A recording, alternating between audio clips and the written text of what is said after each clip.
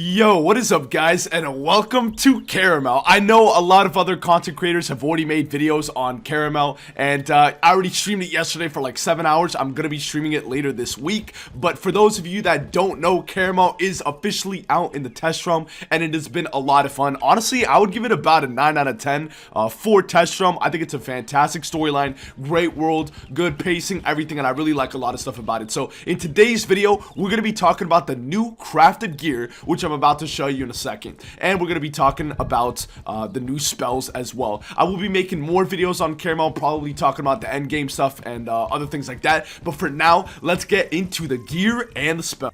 So if you pull up to this guy in basically just the Karamelle City Commons, he has the recipes. And so what I've been told in stream from Ratbeard himself is that the gear that you see right here is not the best gear. So there's even better gear than what you see right now, which is pretty cool because the gear here is pretty comparable to Dragoon's gear. And I'm just going to go through all of them and you'll be able to see. So I have all the Dragoon's pieces on my fire that matter. So I'm just going to go through this one so you guys can see. This is the, on the right is the crafted hat from Karamelle, and on the left is the Dragoon. So as you can see, the Dragoon's hat is still much better. You get more health, you get more critical, and it's just better that way. The one on the right does give you 1 extra pip, and it does give you 4 extra shads. So at the end of the day, they're very close, but you do have to understand you lose that set bonus, and the set bonus is so important, especially for a school like Fire. To get that extra 7 damage and the pip conserve is just huge. So all this gear here that is crafted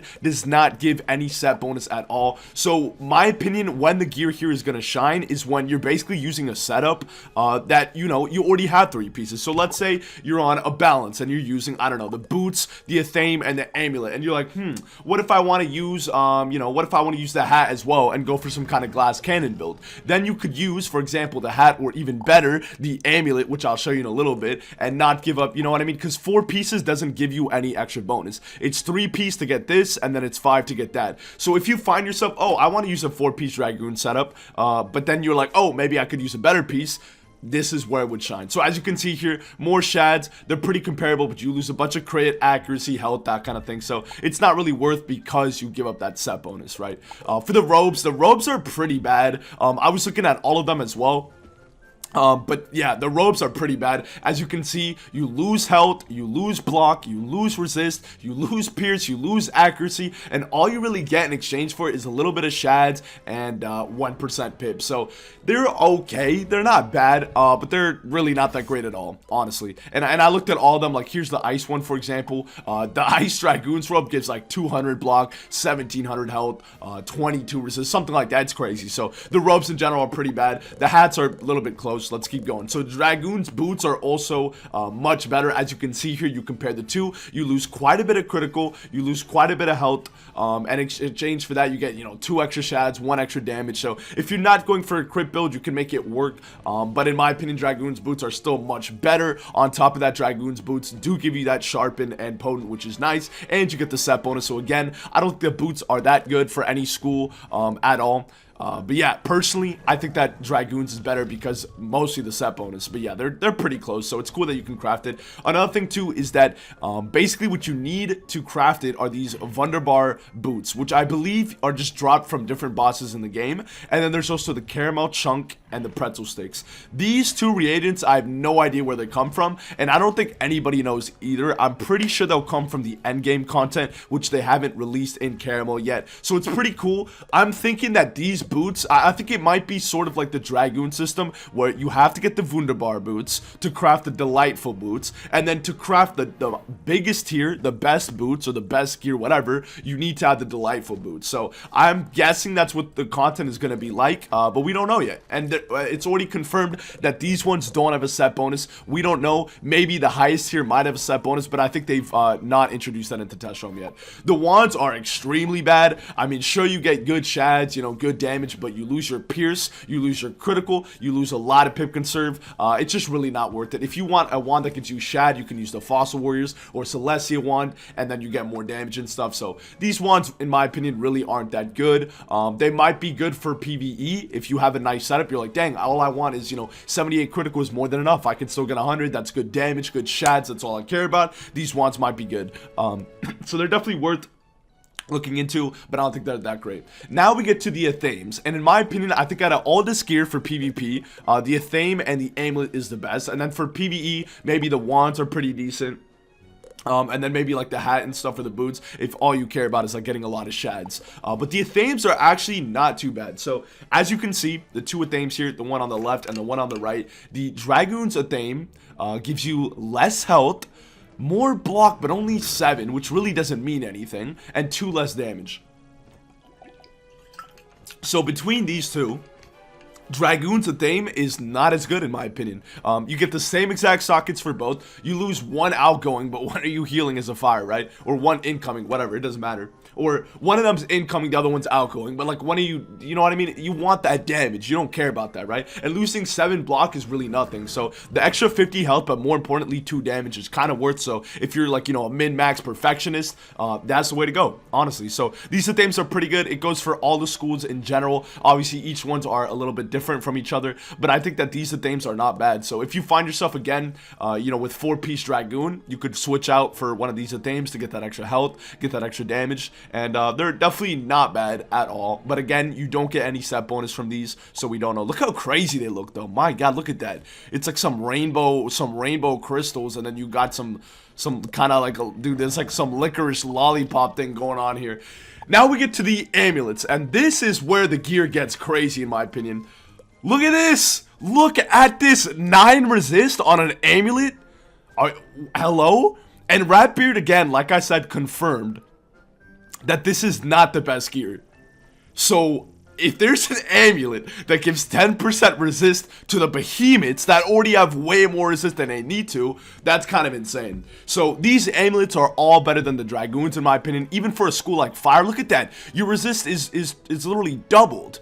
Your resist is doubled, and you get 2 square sockets. And in my opinion, square sockets are better than health sockets because of overtimes and stuff. The flat resist is calculated every single time you're hit. So if you're hit basically at least 4 or 5 times, I think it's 5 times it like evens out basically. If you're hit more than 5 times, then flat resist is better. So let's say you're going against a Fire who elfs you 2 times, that's 8 times that your flat resist goes off. So 2 square sockets is better than 1 and a health jewel, in my opinion.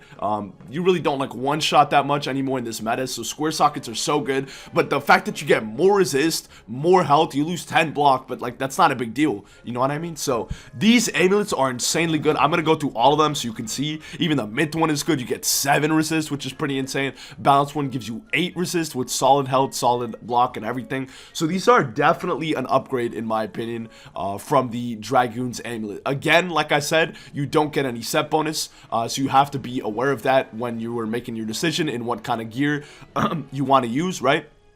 But let's say, again, you're using a 4-piece Dragoons. Let's say you're doing robe, boots, Athame, and amulets. Why not switch out the Dragoon's amulet for this one? Look at the life one, 9 resist as well. Pretty insane. So that death and the balance one give 8, and then the life and the ice one give 9. And honestly, the life amulet might be the best, because you only give up 4 block in exchange for basically 45 health almost, which is pretty nice. And on top of that, you get a blade. The blade is nice, but it is 1 pip. It's a basically half sharpened blade for your school that's age protected, which is juicy, right? But it is 1 pip. Keep in mind that if you have good pip conserve, you can, you know, get value out of that and stuff. But yeah, it's not bad. You know what I mean? It's not bad, and it's no PvP, as you can see. So you could definitely make it work in PvE, especially if you're stacking stuff. So these amulets are probably the best gear. Then for the rings, these rings are not bad. You know what I mean? It is an upgrade, as you can see. You do get more health, you do get more crit, you do get more damage, and you keep the same sockets.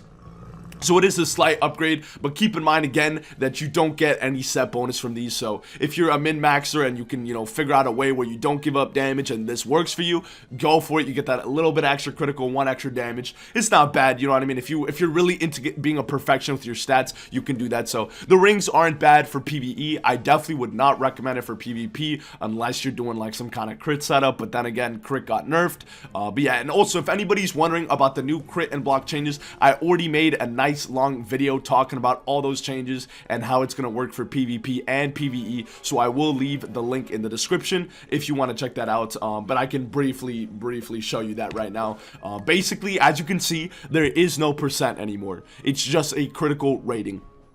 That's a ton of block because I'm using a bunch of like Dragoon stuff. But yeah, there is no percent anymore. It's just a rating. So it's hard right now to understand exactly what that means. Like in terms of what 671 crit rating, what does that mean, right? But all you need to know is that it's relative to your opponent. So let's say you have 671 block critical. It matters exactly how much block they have. Let's say you have 409 block. It matters exactly how much critical they have. So that's why it doesn't give you an exact percentage, because it's relative to your opponent. So it's basically dynamic, right? It can change. 670 critical can be really good against somebody with 100 block, or it can be really bad against somebody with 500 block, for example, right? So that's why there's no percentage, because it's always changing. But yeah, like I said, I made a video talking about that, so if you want to see it, check it in the link is in the description. Then for the decks are pretty bad in my opinion. Compare, for example, the fire paradox deck. Sure, you get 15 extra health and 3 more block, but you lose 1 critical. So I mean, they're basically like the paradox deck, but a little bit more defensive, I guess. I don't know, it's not that crazy to go for. In my opinion, they're not worth crafting. But yeah, that is all the gear. Like I said, there's a lot of gear that I didn't show you, like for different schools and stuff, but it's just because they're all pretty similar for all of them. Like I said, Dragoon, the amulets here, the delightful amulets, are by far better than Dragoons if you don't have to worry about the set bonus. The Athames are pretty solid too. The rings are pretty solid too in terms of the upgrade. The wands might be really good for PvE, and then in my opinion, the boots really aren't that worth it unless all you care about is damage and shad and you're giving up crits. Again, same thing with the hat. If all you care about is damage and I'm sorry, if all you care about is damage and shad, then the hat is pretty good, and then the robes are kind of just horrible. Same with the deck, not really worth it. So that is it for the crafted gear. Now let's go on to the spells. Alrighty, so now we're gonna talk about all the spells. I'm gonna be putting each one of the spells on the screen so I can talk to you about them. There's already been some people that have made videos on the animations. I think Fairy Queen's made a video, so you can check that out if you're just interested in the animations. But I'm gonna be talking about the spells and how they work, because some of them are a little bit complicated. Also, if you guys didn't know, this is Gumdrop Forest, which was teased a lot on Twitter. It's a really cool zone. I think Karamelle is awesome, and I love the vibe and stuff, and the storyline is really cool. If you want to see the storyline and just more about Karamelle, definitely come through to my stream. I do stream every single day, and honestly, it's just super lit. So definitely check that out if you're interested. So let's talk about the spells, starting with the storm one. So all of this, or actually, let's start with the fire one. So they can all be upgraded. Each of these can be upgraded with spellements. I'll show you the fire one just so you know what I'm talking about. Some of them are bugged, so I'm not going to be showing all the spellements, like the damage and stuff is bugged. But this one is I'm pretty sure not bugged, so we're going to talk about it. As you can see, this is the base version of the spell, and then you can upgrade it either way. You can either get a bigger just base damage, or you can get a bigger dot trap fuel, basically. So for the fired spell, the base is 1100 to 1230 damage for 7 pips and 1 shad, and then it puts a fuel of 15%. So it's like, it's basically exactly like the actual fuel card, right? So it's exactly like this one, but 15%, but it only applies for dots. As you can see, it has the dot symbol here. So what that means is, let's say you use this spell and then you use, for example, a brimstone. The brimstone will not use the trap at all. Only thing that will affect it is a dot. And when I say dot, it's only the actual overtime. So let's say you fire elf, it will not use up a dot shield until it starts doing the tick damage, right? So let's say you elf somebody, the first initial hit, the 100 damage or whatever it is when it's enchanted, will not affect the traps, but it will take off a shield, for example, and then you can buff it. So it's pretty cool, except fire doesn't really have any good dots. It might make Scald meta. I don't know, that could be kind of interesting to see in PvP. It might make Fire Dragon kind of cool, but Scald is probably the best, you know, value in terms of for pips, but that really wouldn't make sense because then you have Fire Wyvern, which is a lot better. It could be good in Team PvP or something like that, or in PvE, but yeah, I could see some people going for a cool strategy where you combo it with Fire Wyvern if you have some blades and stuff, so could be interesting to see. But yeah, that's what this means, is essentially it is it's just for dots only, and only the tick. So all of them come in spellements. I hope that they don't come from packs. I know for a fact that you can farm for them, and I think they're gonna try and make it better than, for example, the Daybreaker and Nightbringer. I don't know if you guys know those drop rates in Catacombs, but I think that's what they're gonna try and do. They're gonna try and make it at least as good as that, if not better, which is pretty solid. I think they should just make it better. But yeah, I think it's cool that you can choose how you want to upgrade it and how you sort of want to play with your different spells and stuff. So it's cool. I definitely think that these shads need work and stuff. But yeah, anyway, let's move on to the next one. but yeah, this is just I wanted to show you. You can either buff the utility, you can either buff the damage, sorry, or you can buff the utility while keeping the base damage the same or decreasing it slightly. So yeah, but that's the base version of the spell. For the fire hit, it is not an AoE, it's a single hit. Basically, look at the 6-pip shad of every school, and it's the opposite. So for example, Storm 6-pip, Rusaka, it's a single hit. That means that their 7-pip is an AoE, for example. The fire 6-pip was Raging Bull, so their 7-pip is now an AoE. So yeah, that is the fire spell. I think the fire spell is pretty good. I think it's probably one of the not weaker ones. It's just kind of a burst of damage. FFA, in my opinion, is still just better. But you could definitely do some cool combos with it, and it's definitely not a bad card, and it has a pretty cool animation. So moving on, let's go to the storm spell. So the storm spell does, for 7 pips and 1 shad, 885 to 1025 damage, and it gives you a 3% storm blade per defeated enemy that stacks. So this is a little bit weird because apparently the blade is supposed to like continue growing. So let's say you use it one time and you defeat like one opponent, then it gives you a 3% blade. If you defeat another opponent, then it becomes 6. Then it can keep on increasing. But first of all, that's such a small blade, right? The default storm blade is 30. So the fact that you're getting a 3% blade or even a 12% blade is really bad. And then on top of that, you're not even going to use it. So the after effect is pretty bad, but the damage is good from the spellement upgraded I've seen. I think that the damage version of this spell upgraded, the low end of it does more than Bugs, which is nice. I think as of right now, Bugs is just still better because I think it's like 940 base, which is kind of nutty. So it's a cool spell, and the animation is really, really cool. It's definitely not a bad spell, but I definitely think it's one of them that needs to be reworked in terms of the utility. I think that's a really cool concept, that they could have this sort of stacking blade. Let's use it multiple times in a battle, then the blade could stack. Like, let's say it gave you a 15% blade the first time you used it, maybe the second time it could give you a 40% blade or something. I don't know, I'm just spitballing, but the point is, I definitely think it needs some love. Then let's move on to the mid spell. Oh, and I'm sorry, the storm spell was called Sound of Musicology. It was on the screen, but yeah. The next spell is called Tatzelworm Terror. I think that's how you say it. But yeah, basically what it does, and this one is probably the one I'm the least happy about, if I'm being honest. It does 590 to 730 damage. It is an AoE, right, because Baba Yaga was 6 pips. And then it has a 30% chance of confusing your enemy for 1 turn. And essentially what the confusing your enemy does is this, right? It means that your opponent for 1 round might be confused, and that means that your opponent, let's say they cast a hit on you, they would instead cast it on themselves or their team. Let's say that they put a shield on themselves or a blade, it would instead cast on you. And the crazy part is that let's say you don't pick anything because you're afraid that you might be confused, and you don't know if you're confused. Let's say you don't pick anything, the game will literally pick a card for you. So I don't know if discarding everything you know, will be the solution to that, but even if not, like, you know what I mean, the fact that you have to discard, I mean, even if that works, you have to discard your entire hand and pass. It's worse than a stun. So I don't like this at all. I think it's way too RNG. I don't mind seeing something like this in PvE at all. They could even increase the confusion, or they could make it a spell like Bad Juju, where it works one way in PvE and one way in PvP. But yeah, I just think it's kind of crazy that you have a 30% chance of making somebody basically backfire their hit or backfire their shield or blade, whatever.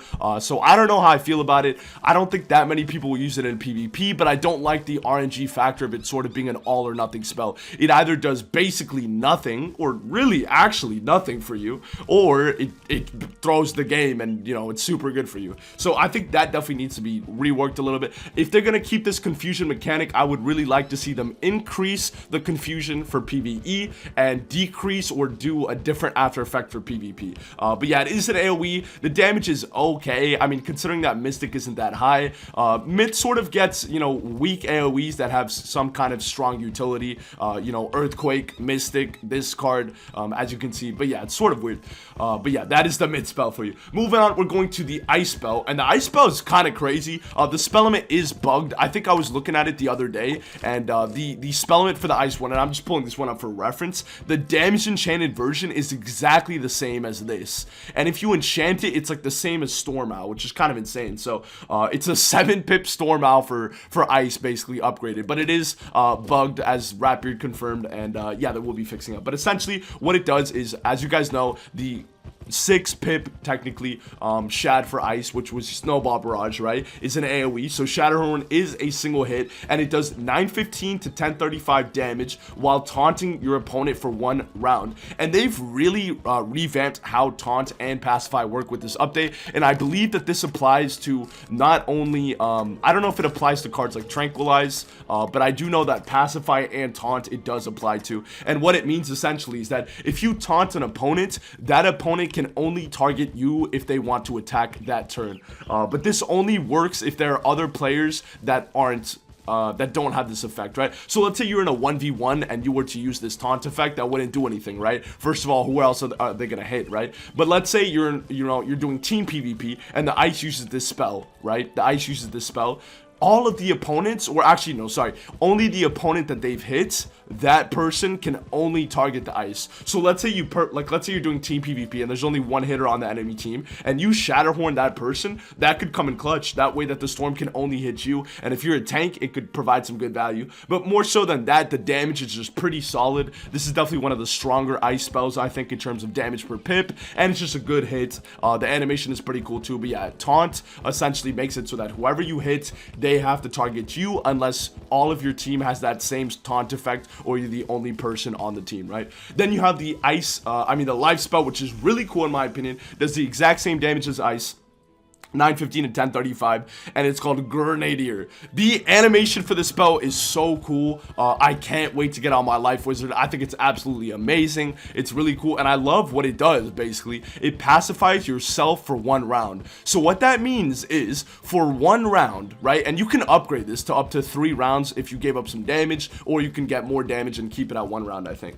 But basically is none of the opponents can hit you for a round unless, again, everybody has the pacify effect, or it's just you on the team. So let's say you're in a 1v3 situation, whatever, and you use this spell, you won't be pacified. They'll still hit you because you're the only person with that pacify effect, right? But it's pretty cool that you could use that in like Team P, for example, or something like that. It's just a cool thing. You could also use it in PvE and stuff, but it's just a really cool animation, and I think it's a cool concept, and I'd like to see them expand on it more. Then you have the 7 pip shad for death called Snack Attack, and this one is kind of crazy. The damage is extremely low, but keep in mind it is an AoE, and the damage is 550 to 670, which is roughly what the myth one is, just slightly less, about 40 less than the myth one, right, in terms of the low end. And what it does is it pushes a negative charm on you to your opponent, and then it does the damage in an AoE fashion. So let's say you get Ifrited, alright? Let's say somebody minus 90 Ifrits you in Team PvP or something like that. Or let's say you just get 1v1, you're in a 1v1 situation, and somebody minus 90 Ifrits you. It works like Thor's hammer in the way that it takes off the negative charm, but on top of that, it pushes it to your opponent. So let's say you get Ifrited, you use this bad boy, not only do you take it off, you put it on your opponent, and you do the damage. So this spell could actually be really good in PvP. It's also 100% accuracy, which is really cool. I've never seen any attack be 100% accuracy besides like a wanted or something like that. But it's wild. I don't know if that's a bug, but if not, that's pretty cool. It's kind of like a death spell that's like, if you get put in a situation where, you might get in that kind of situation, you'll always power through, which is interesting. Or you won't always power through. Let's say you got smoke screen spam, but you have a very good chance of powering through. So I think it could be pretty good in Team P. Let's say you get V Plague spam and then you use this spell, it would put that V Plague on your opponent. I think if it's Team PvP, it would put it on the leftmost opponent or on the person who gave you the debuff. I'm not exactly sure, but yeah, it's a pretty cool spell. It could definitely have its value. Again, it's a card kind of like Earthquake and the mid spell and Mystic, where without any buffs and just without really providing its after effect value, it's a very weak card. But with buffs and when you use that utility when it's supposed to, it can be really good. And then last but definitely not least is Muck and Spiel, the balance spell. It's 965 to 1085 balance damage, which is pretty close to Baba Yaga damage right there, and it's close to the fire's damage too.